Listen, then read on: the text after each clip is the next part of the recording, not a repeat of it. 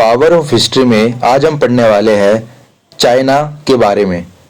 जो हमारा चैप्टर है वो फर्स्ट है, जिसका नाम है अफीम युद्ध के पूर्व का चीन। मतलब अफीम युद्ध के पहले चीन की कंडीशन कैसी थी, सिचुएशन कैसी थी, राजनीतिक पावर कैसी थी, समाज कैसा था, ताकतें कैसी थी, वंश कौन से थे, उन सभी के बारे में आज हम ब्रीफली पढ़ने वाले हैं। स्टार्ट करते हैं। जो हमारा टॉपिक है चीन का भौगोलिक रूप।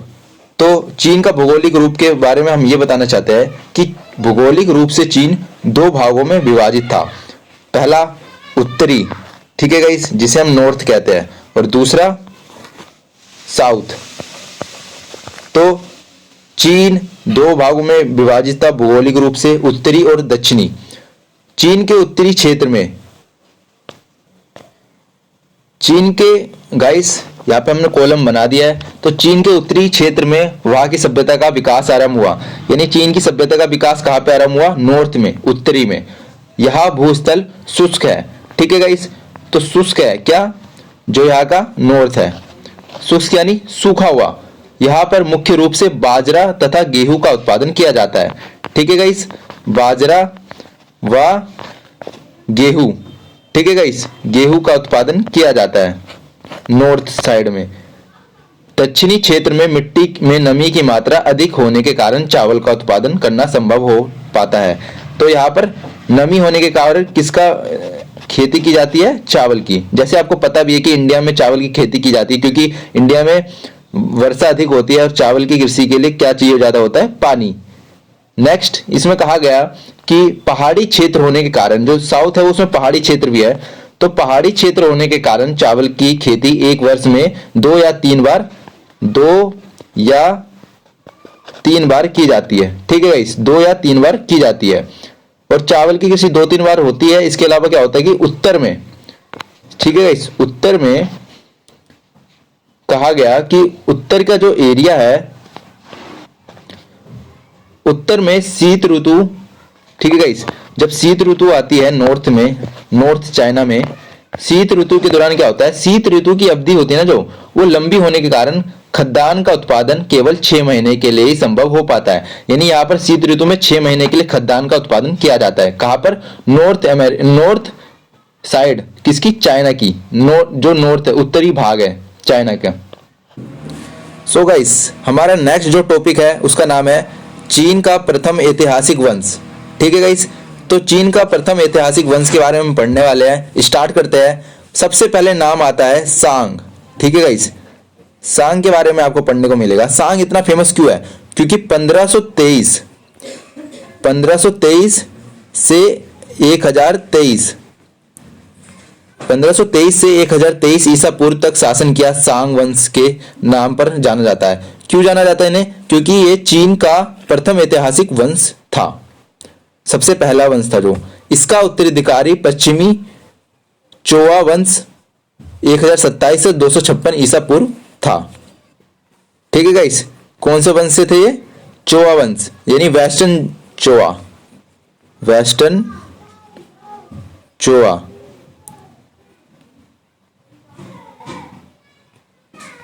सो गाइस, जो दो वंश का नाम हमने लिया, पहला सांग था और दूसरा हमने किसका नाम लिया था? वेस्टर्न जोआ, ठीक है गाइस, जोऊ।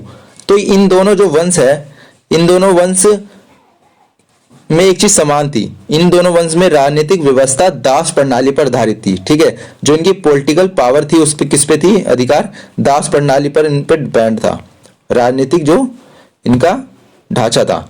इसके अलावा क्या कहा गया कि भूमि पर मालिकाना अधिकार दासों पर नियंत्रण द्वारा संघीय अधिकारियों के पास था। सामूहिक दास श्रम का प्रयोग कृषि उत्पादन के क्षेत्र में किया जाता था, ठीक है गाइस। दासों का प्रयोग किसमें किया जाता? कृषि में किया जाता था। जिसके पास ज्यादा दास हो उसके पास ज्यादा शक्तियां हो, ऐसा दर्शाया गया। इसके अलावा बताया गया है कि उत्पादन के क्षेत्र में किया जाता था दासों का यूज, एवं श्रमिक शक्ति पूर्ण रूप से भूमि पर आधारित थी, ठीक है गाइस। नेक्स्ट टॉपिक है हमारा 772 से 221 ईसा पूर्व के काल, चाइना के बारे में। तो होता क्या है, इस काल में एक बहुत बड़ा चेंज आता है। तो जो दास प्रणाली थी ना गाइस, जो दास प्रणाली थी अब वो यहाँ से चेंज होती है, यहाँ पर क्या आना स्टार्ट होता है, समांतवादी, ठीक है, समाज, यहाँ पर समांतवादी समाज का आना शुरू हो जाता है। ठीक है गाइस, ये यहाँ के जो चेंज है वो देखा गया। इसमें क्या होता है कि 772 से 221 ईसा पूर्व क्या होता है कि इस काल में जो पूर्व चोआ, बसंत तथा पतझड़ युग और प्रतिद्वंदी राज्य के वंश में चीन पर शासन किया। इसी समय क्या होता है, दास प्रणाली, जो हमने बताया कि दास प्रणाली क्या होती है, इसके स्थान पर धीरे धीरे समांतवादी समाज का विकास शुरू हो गया। नेक्स्ट टॉपिक है हमारा 221 ईसा पूर्व से लेकर 220 तक। इस वक्त क्या होता है गाइस, जो छिन होते हैं, हान होते हैं और सिन होते हैं, और परवर्ती हान वंशों का उदय इसी समय हुआ। और जो समांतवाद था वो इस समय क्या था, अपनी चरम सीमा पे था, समांतवाद का विकास हो रहा था। ठीक है गाइस, वो चरम सीमा पे था। इसके अलावा इस समय शासक के नीचे, फॉर एग्जाम्पल यहाँ पे किंग है गाइस, उसके नीचे क्या होता था, अभिजातीय वर्ग होते थे बहुत सारे, शासक के नीचे बहुत सारे अभिजातीय वर्ग होते थे। ये किंग हो गया और ये अभिजातीय वर्ग हो गए। ठीक है गाइस, अभिजातीय वर्ग हो गए। इनके नीचे क्या होता था, बहुत शासक के नीचे अभिजातीय वर्ग होते थे, जिनके पास वंशानुगत पदवी तो होनी थी, परंतु उनके ओहदे व विशेषाधिकार में परिवर्तन किए गए। इस काल में हम देखते हैं कि जो समांतवाद है वो चरम सीमा पे होता है, दास प्रणाली थोड़ी धीरे धीरे कम होती है। सो गाइस, हम आते हैं अब अपने नेक्स्ट टॉपिक पे, धार्मिक विचारधारा। चाइना में धार्मिक विचारधारा कैसी थी? ठीक है गाइस, तो उस वक्त सांग शासकों का जो, ठीक है गाइस, सांग शासक थे, जो सांग शासक, इनके बारे में बताते हैं कि जो शासक था, सांग शासक था, जो उनका प्रथम सांग शासक था उसको सर्वोच्च देवता था, क्योंकि वह स्वयं देवपुत्र था। ठीक है, ये अपने आप को क्या बोलता था, जो राजा था, son of God, son of God कहता था। इसके अलावा यहाँ पे देखा गया कि अंधविश्वास व देव शक्ति को प्राप्त करने के लिए हड्डियों से देव वाणी को सुनने की प्रथा विकसित की गई। यानी यहाँ पे अंधविश्वास क्या था कि हड्डियों के द्वारा देववाणियों को सुनने की जो प्रथा थी वो चालू थी। यहाँ पर राजा अपने आप को सुप्रीम गॉड मानता था, सन ऑफ गॉड मानता था। गाइस, अब हमारा नेक्स्ट टॉपिक है दार्शनिक विचारधारा। तो दार्शनिक विचारधारा के अंतर्गत हम ये पढ़ते हैं कि व्यक्ति विशेष पर आधारित ना होकर संपूर्ण समाज पर आधारित था। ठीक है गाइस, जो व्यक्ति विचारधारा था वो समाज पर आधारित था, ना कि एक विशेष व्यक्ति को लेकर। किस पे आधारित था? समाज को लेकर।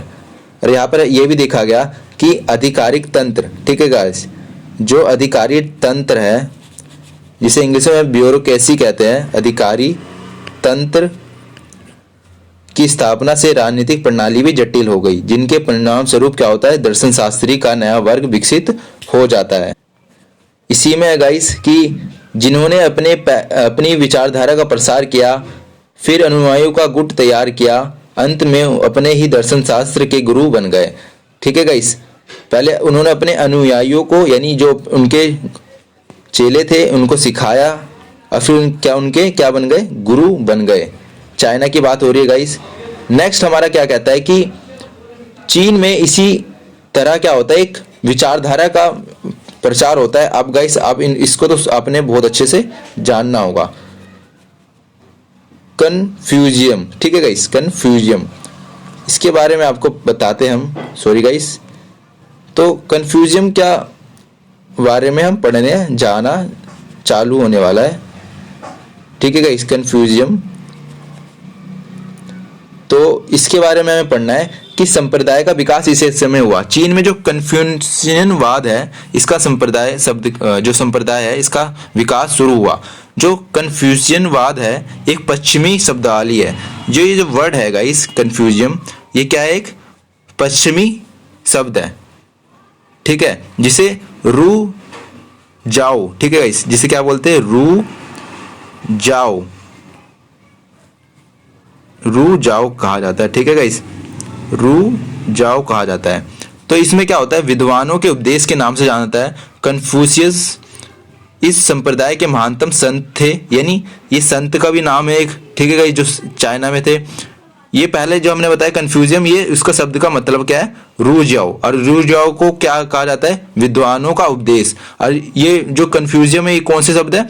यह है एक संत का नाम है। ठीक है, उनकी मृत्यु के पश्चात उनके विचारों को एक किताब में संग्रहित कर दिया गया, जिसे क्या कहते हैं, जिसे कहते हैं तर्क विद्या। ठीक है, जिन किताब जो गुरु थे, जो ठीक है गाइस, जो गुरु थे उन्होंने, जो गुरु थे उनकी मृत्यु के बाद, ठीक है गाइस, उनकी मृत्यु के बाद क्या किया, उनकी किताबों, उन जितनी भी उनकी पवित्र विचार है उनको एक चीज में लिख दिया, जिन्हें क्या बोलते हैं आज, तर्क विद्या। ठीक है गाइस, तर्क विद्या। सो गाइस 221 ईसा पूर्व से लेकर 907 ईसा तक चीन, इस समय क्या होता है कि चीन में 3 राज्यों का उदय होता है। ठीक है गाइस, पहला है पश्चिमी छिन वंश, छिन वंश का उदय होता है, पश्चिमी छिन वंश का। दूसरा पूर्वी छिन वंश का उदय होता है, और जो थर्ड है, जो हमारे लिए इंपॉर्टेंट भी है, दक्षिणी छिन वंश, छिन वंश। ठीक है गाइस, इनका उदय होता है। और हम क्या देखते हैं कि इसी वक्त क्या होता है कि जो किसान आंदोलन, कृषक आंदोलन, ठीक है गाइस, किसान कृषक एक ही है, कृषक आंदोलन की शुरुआत इसी समय होती है। कब? 221 ईसा पूर्व से 907 ईसा पूर्व के बीच चीन में। सो गाइस, जो हमारा नेक्स्ट टॉपिक है उसका नाम है 907 ईस्वी से लेकर 1368 ईसा। ठीक है गाइस, तो होता है क्या है, इस वक्त जो चीन में 5 वंशों तथा 10 राज्यों का शासन हुआ, जिसके पश्चात जो सुंग है, ठीक है गाइस, जो सुंग है, जो शिन है, इसके अलावा दक्षिणी जो सुंग है, जिसे साउथर्न, अभी हमने पढ़ा था, साउथर्न सुंग कहते हैं जिसे, साउथर्न सिंह, और अंत में मंगोलों के युआन। इसके अलावा क्या थे, मंगोल के जो युआन थे, ठीक है गाइस, मंगोल के जो युआन थे, इन वंशों का क्या हुआ, एक के अधीन एकीकरण हो गया। तो इन सब का क्या हुआ, एकीकरण हो गया, एकीकरण। ठीक है गाइस, ये सारे ग्रुप क्या हो गए, मिल गए, एकीकरण हो गया इन सब का। गाइस, जो हमारा नेक्स्ट टॉपिक है उसका नाम है नव कन्फ्यूशियसवाद का उदय।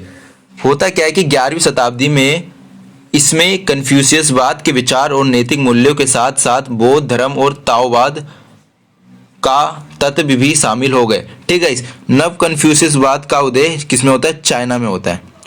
ठीक है, चाइना में होता है। इसके अलावा यहाँ पे देखा जाता है कि बौद्ध धर्म, ठीक है गाइस, जो बौद्ध धर्म, इसके अलावा ताओवाद, ठीक है गाइस, ताओवाद, इसका भी उदय चाइना में होता है। तो इस वक्त बहुत सारी चेंजेस आ रहे हैं, हम देखेंगे उसे। तो उदय होता है। इसके अलावा बताया गया है कि ताओवाद के तत्व भी शामिल थे। 13वीं शताब्दी में मंगोल आक्रमण के परिणाम स्वरूप होता क्या है कि मंगोल का आक्रमण होता है 13वीं शताब्दी में। उसके बाद रिजल्ट क्या होता है कि मंगोल का जब आक्रमण होता है तो यहाँ पे देखा जाता है कि मंगोल जो युआन होते हैं ना, मंगोल युआन जो वंश होता है, डायनेस्टी होता है, की स्थापना होती है, जिसके शासन ने लामबाद बौद्ध धर्म को राजकीय सहायता प्रदान की। ठीक है, इनके जो शासक है इन्होंने क्या प्रदान किया, लामबाद बौद्ध धर्म। ठीक है गाइस, लामबाद बौद्ध धर्म की स्थापना की, किन्होंने, युआन ने, मंगोल युआन ने बौद्ध धर्म की स्थापना की। इसके अलावा भी हमें बहुत कुछ देखने को मिलता है, इसके बारे में पढ़ते हैं। जैसे कहा गया कि हालांकि संपूर्ण चीन में नव कन्फ्यूशियसवाद का अधिक प्रभाव था। ठीक है, किसका प्रभाव ज़्यादा था, नव कन्फ्यूशियसवाद का। इसके अलावा होता है क्या कि धीरे धीरे चाइना में क्या करते हैं कि जो ईसाई धर्म है, ठीक है, ईसाई धर्म और तथा इस्लाम धर्म का प्रभाव भी चीन पर पड़ने लगा, लेकिन इनका प्रभाव क्षेत्र बहुत ही सीमित था। जो ईसाई धर्म और इस्लाम धर्म है या अन्य धर्म है, उनका जो क्षेत्र था वो बहुत सीमित था। नाउ अब हम पढ़ने वाले हैं नागरिक प्रशासन। तो चाइना में नागरिक प्रशासन के बारे में पढ़ने वाले हैं। तो होता है कि नागरिक प्रशासन में 6 भागों में बांटा गया था नागरिक प्रशासन को। तो नागरिक प्रशासन को 6 भागों में बांटा गया था। प्रत्येक विभाग एक मंत्री के नियंत्रण में था, यानी 6 विभाग था, 6 विभाग का एक क्या था, मंत्री था। ठीक है, जो मेन मंत्री होता है वो था। इसके अलावा इन्होंने बताया कि संघीय सेवा के लिए कर्मचारियों की नियुक्ति प्रशासनिक नियुक्ति विभाग द्वारा की जाती थी।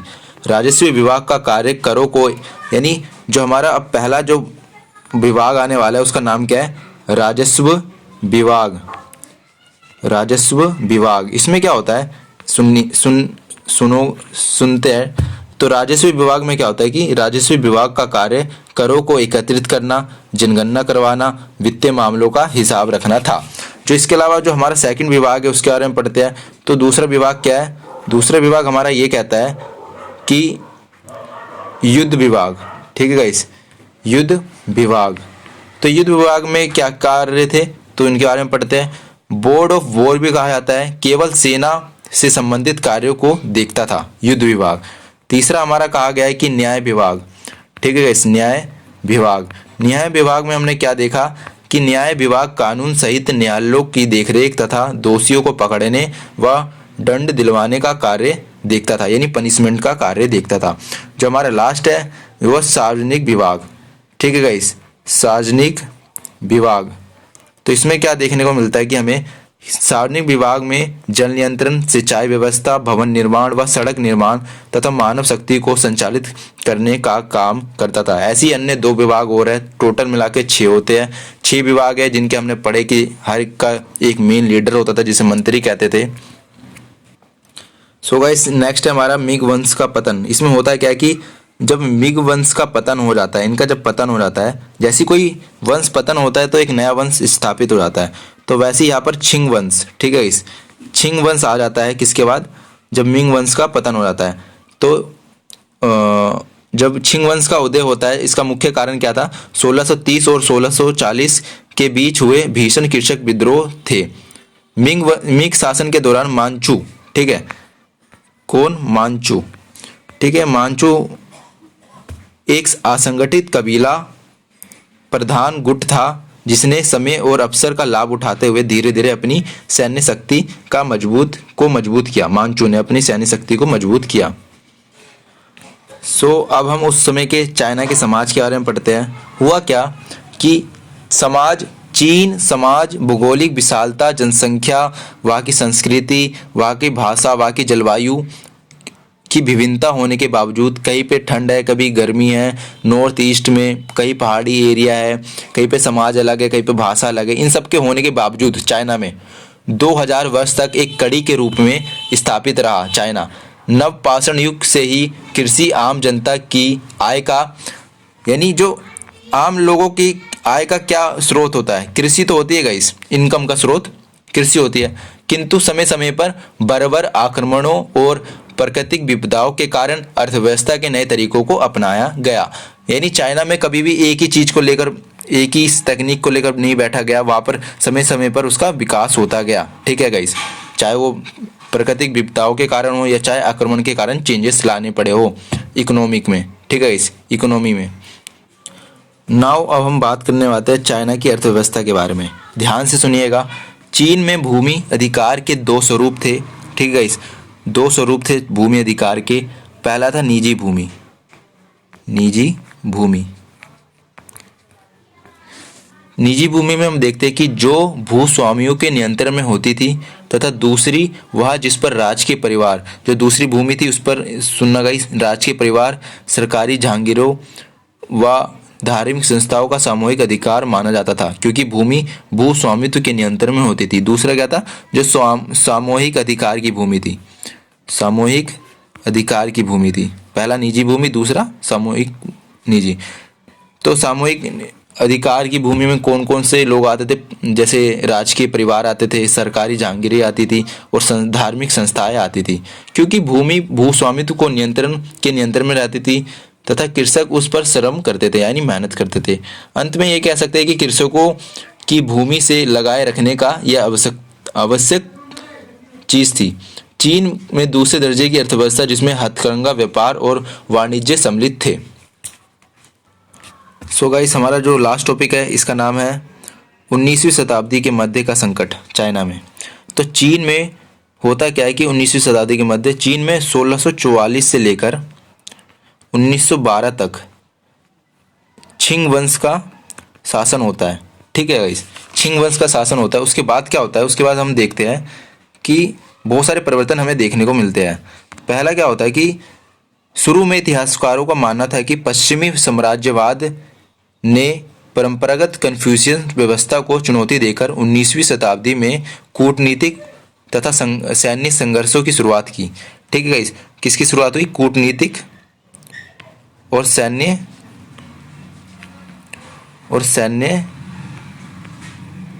संघर्षों की। किसके कारण? जो विचारधारा थी पश्चिमी साम्राज्यवाद की और कन्फ्यूशियन की विचारधारा थी उसके बीच। इसके अतिरिक्त हम क्या देखते हैं कि सामाजिक तथा आर्थिक परिवर्तनों के कारण चीन में परंपरागत कृषक समाज था उसके बारे में बताया गया है कि कृषक समाज तथा का विकास हो रहा था और औद्योगिक तत्व के बीच बौद्धिक संघर्ष शुरू हो गए। इसके परिणाम स्वरूप कन्फ्यूशियन व्यवस्था का पतन हो गया। अब किसका पतन हो गया गाइस? कन्फ्यूशियन जो सिस्टम हमने पढ़ा था विचारधारा के बारे में, इसके बारे में, इसका क्या हो गया? पतन हो गया। जो व्यवस्था थी इसका पतन हो गया। इसके प्रभाव बिगड़ती कृषि अर्थव्यवस्था और टूटती पारिवारिक प्रणाली व बढ़ते ग्रामीण असंतोष के रूप में देखा गया। गाइस चैप्टर समाप्त होता है। आई होप आपको ये चैप्टर पसंद आया हो।